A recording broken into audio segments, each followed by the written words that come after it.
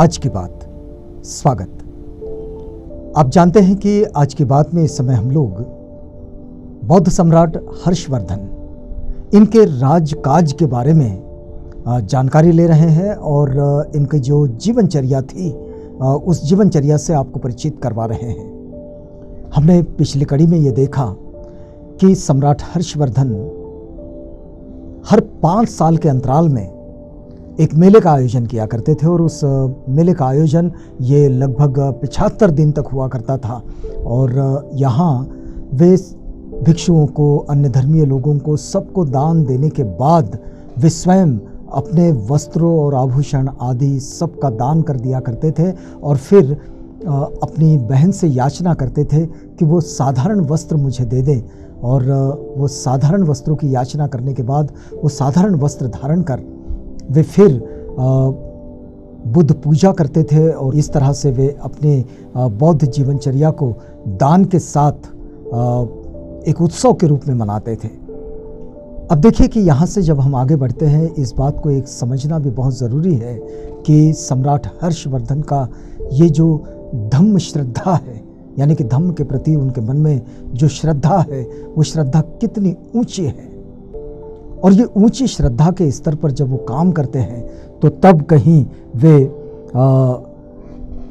इस बात को भी समझे कि उन्होंने अपने जीवन को अपने राज्य में जब समर्पित किया तो वे उनका राज्य कैसा रहा होगा।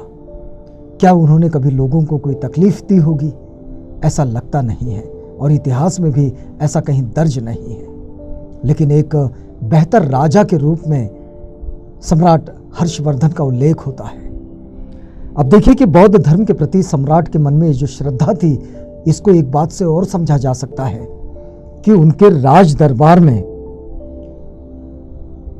प्रतिदिन रोज लगभग 10,000 भिक्षु और 500 ब्राह्मणों को भोजन कराया जाता था और ये रोज होता था और ये उनके निजी कोष से होता था। तो इस तरह का ये जो इनका दानचर्या है, ये भी एक बड़ी महत्वपूर्ण चर्या है। देखिए कि विश्व ख्याति प्राप्त नालंदा विश्वविद्यालय के प्रति सम्राट हर्षवर्धन के हृदय में विशेष प्रेम था। नालंदा विश्वविद्यालय जो पूरे संसार में एक महत्वपूर्ण विश्वविद्यालय के रूप में इतिहास में दर्ज है और भारत का एक ऐसा विश्वविद्यालय जो संपूर्ण शिक्षा अपने छात्रों को देता था। आज तो वो नष्टप्राय है। नए सिरे से नालंदा यूनिवर्सिटी का निर्माण हुआ है, लेकिन वो इस स्तर पर अभी पहुंचने में वक्त लगेगा जिस स्तर पर वो था कभी। तो विश्व ख्याति प्राप्त नालंदा विश्वविद्यालय के प्रति सम्राट के हृदय में विशेष प्रेम था। नालंदा उस समय अपनी उन्नति के शिखर पर था और जैसा कि पहले कहा गया है कि राजकीय भूमि की आय का 1/4 भाग धार्मिक कृत्यों पर खर्च कर दिया जाता था, इसमें नालंदा भी शामिल था।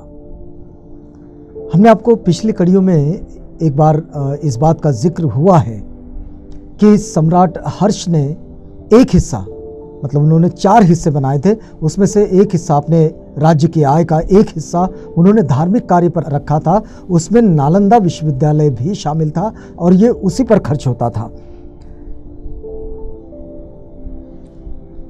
इसमें नालंदा भी सम्मिलित था जहां ह्वेनसांग कई वर्षों तक अध्ययन करते रहे और नालंदा के संबंध में उनका कथन है। नालंदा के संबंध में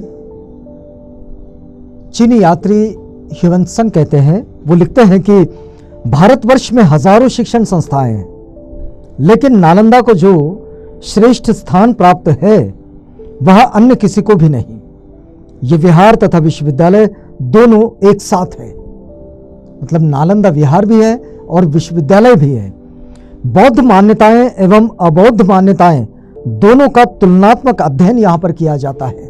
ये बड़ी महत्वपूर्ण बात कि ये विहार भी है, विश्वविद्यालय भी है और इस विश्वविद्यालय में बौद्ध और अबौद्ध दोनों मतों का अध्ययन किया जाता है। प्रतिदिन 100 भाषण दिए जाते हैं। देखिए नालंदा का वर्णन ह्वेनसांग कर रहे हैं कि प्रतिदिन 100 भाषण दिए जाते हैं। यहाँ 10,000 छात्र विभिन्न विषयों का अभ्यास करते हैं और केवल वहाँ की भव्य इमारतों से ही सम्राट को प्रेम नहीं है, बल्कि विद्यार्थी एवं शिक्षकों की छोटी मोटी हर आवश्यकता सम्राट स्वयं पूर्ण करते हैं। इस कार्य के लिए आसपास के 100 ग्रामों की आय नालंदा को प्राप्त की गई है। आसपास के जो 100 गांव हैं, उन 100 गांव से जितनी कुछ आय होती है राज्य को, वो नालंदा को दी गई है। यानी नालंदा स्वयं ही उन गांवों के भरोसे चलता रहे। इस प्रकार 200 गृहपतियों द्वारा बारी बारी से नालंदा निवासियों की जरूरतें पूरी की जाती है और 200 गृहस्थों को, गृहपतियों को नालंदा के साथ इसके लिए जोड़ रखा है सम्राट हर्षवर्धन ने कि वहाँ के जो रेसिडेंशियल स्टूडेंट्स हैं उन लोगों के लिए एक व्यवस्था बनी रहे और उनकी सारी ज़रूरतों को वे पूरा करता रहे। प्रश्नों के उत्तरों के लिए पूरे दिन भी पर्याप्त नहीं रहता। प्रातःकाल से संध्या समय तक आचार्यगण बिल्कुल व्यस्त रहता है और तरुण एवं वृद्ध समान रूप से एक दूसरे की मदद करते हैं। तो नालंदा की ये जो विशेषता है, ये विशेषता ह्वेनत्सांग अपने यात्रा वर्णन में लिखते हैं। तो यहाँ हमें रुकना होगा। सम्राट हर्षवर्धन के राज्यकाल की ये बात चल रही है, लेकिन यहाँ वक्त पूरा होता है। तो रुकते हैं इस वादे के साथ कि कल आपसे पुनः भेंट होगी जब हम इसी बात में आगे बढ़ेंगे। तो तब तक के लिए हमें इजाज़त दीजिएगा।